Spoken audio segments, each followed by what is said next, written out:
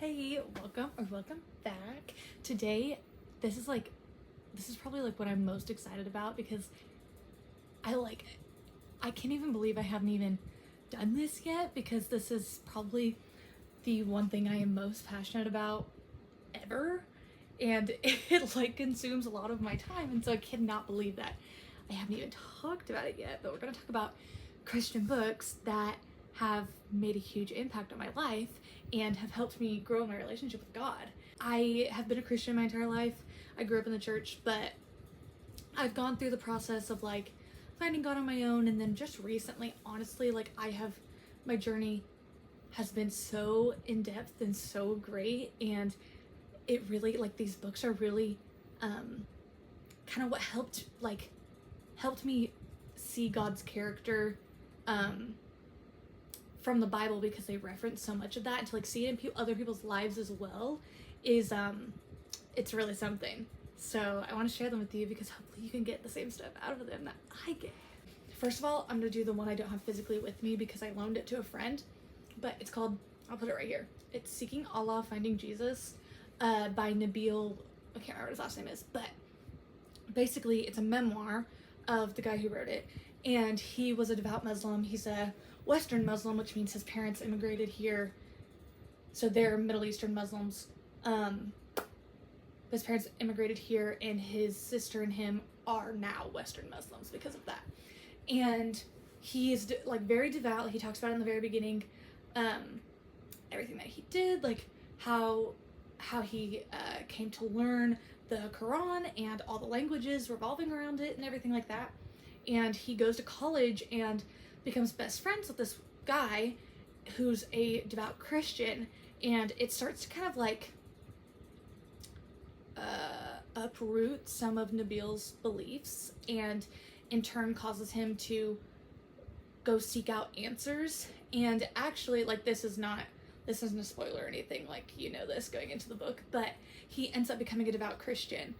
And to see him go through that process, and to like see the pain within the process as well, because I feel like it's easy to not acknowledge the difficulty that comes with your faith, which is one of the deepest things that we can ever experience. To have that uprooted is crazy. And him talking about it and just like going through his life, and what he gives a lot of facts as well, which is really awesome, like what he found in the Bible that really helped him.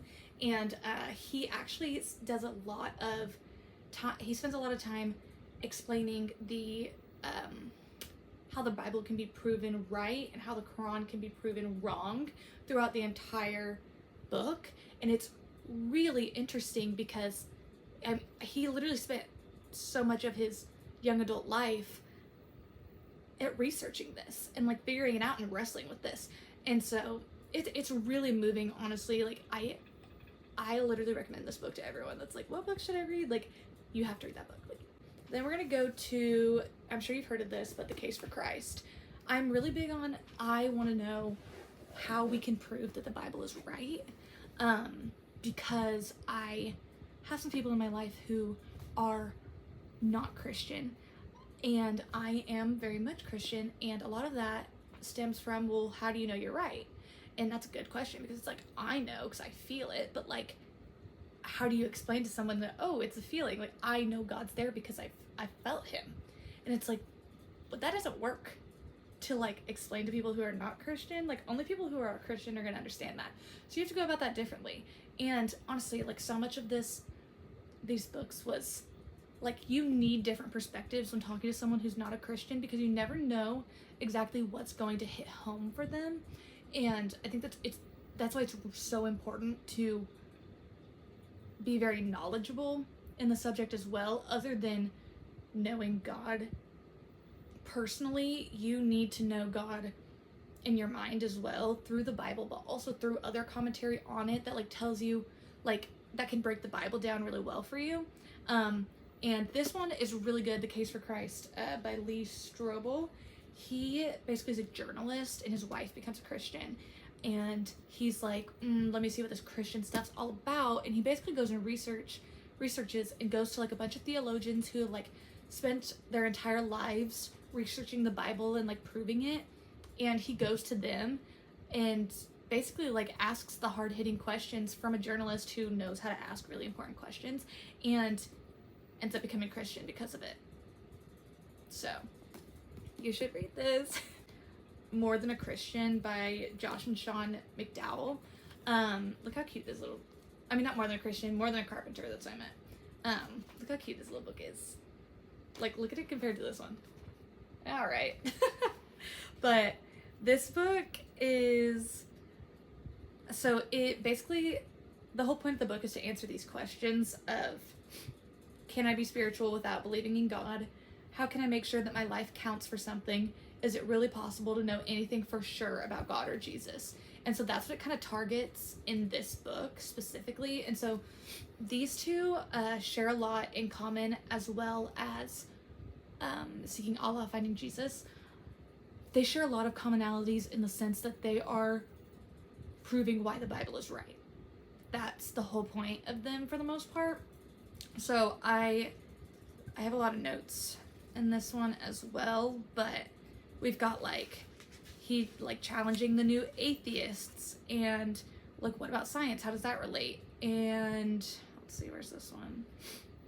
Lord, Liar, or Lunatic, which is really cool. It's like diving into the possibilities of like, if Jesus was a real person but not not the Messiah, if Jesus was a real person and was the Messiah, if Jesus was a real person and just like a madman. Like, basically it like dives into that and like breaks it down. It's really cool.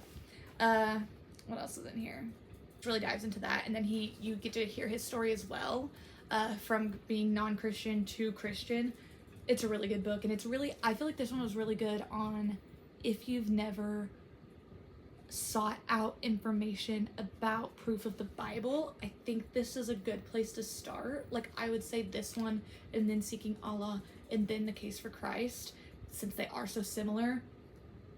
Or no, yeah, I think this one, it's really short, and it really is like, it's not hard to misinterpret what this guy's saying. Like, it is very to the point. So I feel like if you're going to start and you've never started anywhere, like, you need to start with this book.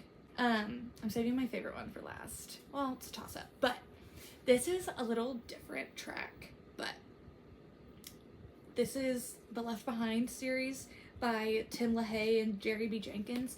So this is fiction, but it's based on Revelations, which is the last book of the Bible, and it is a fictional story telling what it would look like for the rapture to happen, and that 7-year trial and tribulations period for the people who were left behind after the rapture. And I've done a lot of like, obviously like that's hard to like reconcile, like it's fiction, but can it teach you about God as well? And I would argue it definitely can, 1000%. I have read Revelations, and like I read Revelations while I was in the middle of the second book in this series, and I was reading it, and everything, like I literally was like, oh, I already know about that because I literally read it in this book. So it is useful. And not only are you learning about Revelations, which is important, like it's good to know, but you're also learning like these aren't real people, but it is not far off from what it would be like to go from being a non-Christian to a Christian. The testimonies in this book are very similar to what we would experience now, but also during the end times. And so, yes, they're not real people, and they are written by this author, but I do think that it is a very good example of those testimonies and what it's like to go from non-Christian to Christian. And they're just like so entertaining. Like this is a really small one too. It's not that, I want to say they're like 400 pages. I've only read the first 2 so far. It's like 400 pages, but when I tell you, I read both of them in one day each. Like, well, I listened to the audiobook, which is so good. I highly recommend the audiobook. It's literally so good. You get all the voices. Like, there's never a dull moment. Never. You should absolutely read these books.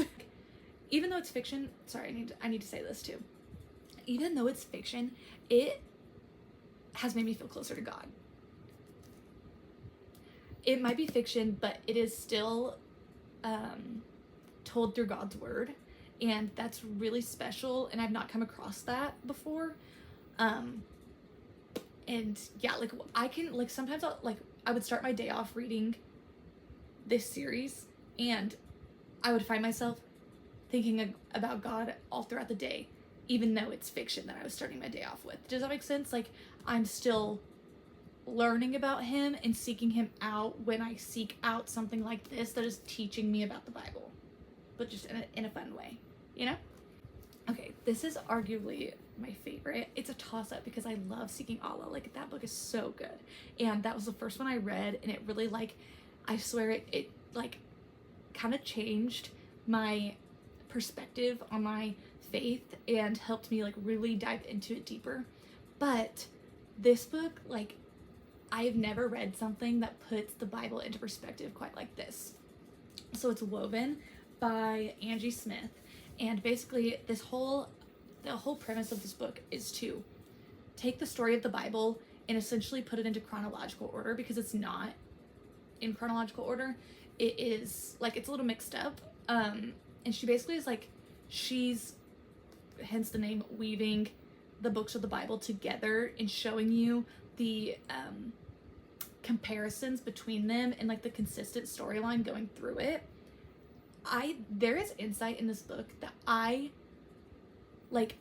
never even thought of, and commentary, like, surrounding some of the most important, like, I've never heard the commentary surrounding the covenant that God made with Abraham. I have never heard that story to this depth and seen the in-depth analysis of that story quite like this. Like, it literally, like, it will bring you to tears. Like, it is the coolest thing. And the Moses' relationship with God as well, when he was leading the people to the promised land, like, insane. Like, actually insane. Like, she's funny also, so it's not boring, and she's telling you the stories as stories, so it's not like super like, what's the word, it's not like reading a textbook like sometimes it can be, you know? Like, I would say the one closest to, like, reading a textbook would be this one. This one is in the form of a story. This is like a memoir, and so is Seeking Allah. This one isn't a memoir, but it's not like a textbook. It is like a happy medium of, she's telling it like a story, but she's also adding her input in there too. It's just literally so good. Like, you have got to read this book. Seriously, please, if you read any of them, read this one or Seeking Allah, Finding Jesus, because they're my favorites, please. Okay. Those are, like, my big 5 books. Let me know if you've read any that, like, really impacted you in a positive way, and really reflects Christianity and God's word in a good light, because I am so, like, I'm so down to read anything. I can't get enough of God in his word and just learning what he wants us to know. And sometimes reading the Bible can be really difficult, and I totally, like, I acknowledge that for someone else as well, because I can try, but, like, sometimes I need the commentary on it, and not in the way of, like, they're interpreting it in the way that they want to hear it. Like, they're telling you what God's saying, and it's like, it's never going to compare to reading God's word, but, like, it is a close second, and it's really, really cool the way that they can do that. So if you have any recommendations for me similar to that, I would love for you to comment them. I just pray that God speaks to you through this video, and that you maybe find a new way to seek him out, and just live his word truly, and let him work through you, and let him work through me to you. Hopefully I can share a little bit of that with you as well. But thank you so much for watching this video. I'm so thankful for you, and I hope you have a great rest of your day, and I'll see you later. Bye.